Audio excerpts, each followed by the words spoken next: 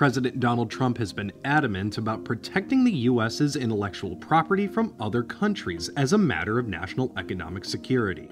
IP theft, as it's called, could cause up to $600 billion in annual losses for the US, according to one estimate. Now, Trump's team is gearing up to unveil its plan to stop that pipeline. The proposal, scheduled for release this week, is intended to dissuade international companies from importing or investing in US tech. One measure would prohibit firms with at least 25% foreign ownership from buying US companies that work with, quote, industrially significant technology like electric vehicles or robots. Other rules would bar US companies from shipping that tech to our competitors, like China. The new rules would grant a bit of security for IP created in the US, but they may not help companies that outsource manufacturing of phones and other devices to countries like China. In fact, they could make those products more expensive stateside. That's because the proposed rules could force manufacturers to pay more for electronic parts. Capacitors, for example, are essential to building everything from Teslas to iPhones, but they're expected to become drastically more expensive under the proposed trade rules.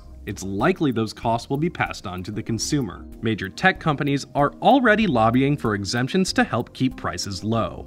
Apple CEO Tim Cook reportedly met with President Trump to ask him to not put tariffs on iPhones because the company assembles most of them in China, where the new rules would apply. Trump reportedly granted Cook that exemption. But most companies don't have Apple's political clout, and smaller companies may take the brunt of the new rules' impact. And these rules may not stop many IP leaks anyway. China, one of the biggest players in IP theft, has already cut back on new investments in US companies by more than 90% since last year.